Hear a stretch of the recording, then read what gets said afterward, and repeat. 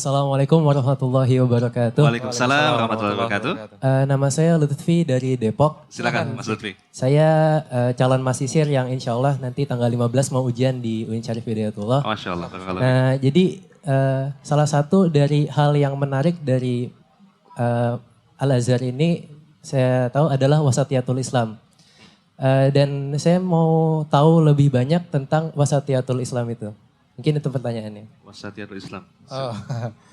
Wasatiyah Islam, kalau kita bicara secara syar'i ya, antum melihat ada wasatiyah pada Al-Azhar, alhamdulillah ya.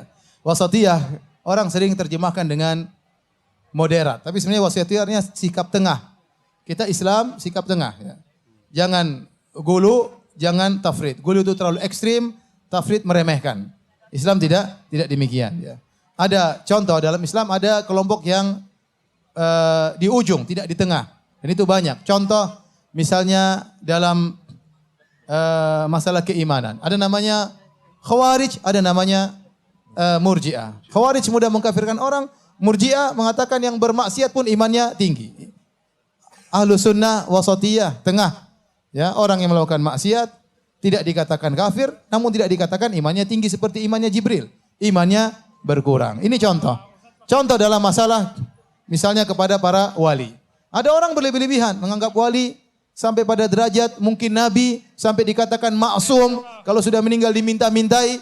Saya rasa Al-Azhar tidak pernah mengajarkan demikian.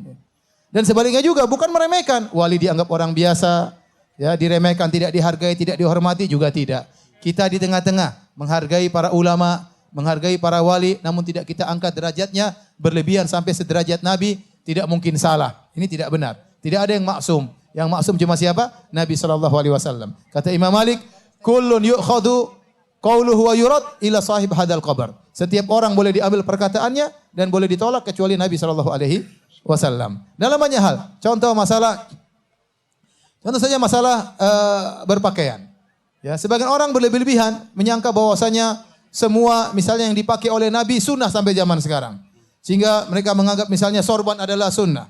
Kemudian misalnya pakai jubah adalah sunnah. Contohnya mereka menyangka bahwasanya naik onta sunnah misalnya. Atau makan korma sebagai makanan pokok sunnah. Ini tidak benar ya.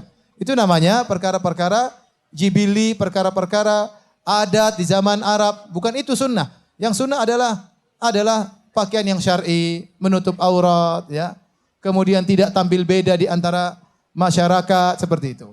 Ya, sebagian lain berlebih-lebihan ya, tidak mempedulikan pakaian-pakaian ala barat, pakaian ala orang-orang non muslim misalnya. Ya, kita di tengah-tengah, kita bilang kita pakaian kesopanan, tidak harus modelnya seperti di zaman Nabi pakai sorban, Nabi juga dahulu pakai rida. Rida itu seperti kain ihram. Sarung sama apa? Sama selendang. Dulu pakaian sehari-hari Nabi SAW.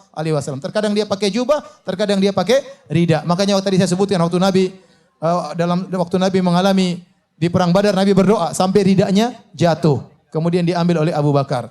Kalau zaman sekarang ada orang ingin menjalankan sunnah Nabi, kata dia, sunnah Nabi kita pakai pakaian seperti Nabi SAW. Ya udah, ente pakai sarung, pakai selendang, ente jalan di tengah kota. Apa kata orang ya? Apalagi masuk kantor, tentunya tidak benar. Bukan begitu maksud Nabi. Maksudnya ente pakai pakaian seperti di Indonesia, pakai pakaian Islami, pakai koko, pakai ya enggak apa-apa, pakai celana, tapi yang penting kesopanan. Ya, jadi kita di tengah-tengah dalam segala hal. Ya. Dalam segala hal. Itu namanya wasatiyah. Dalam akidah, dalam akhlak, kemudian dalam ibadat. Ya, ini ada wasatiyah. Masya Allah.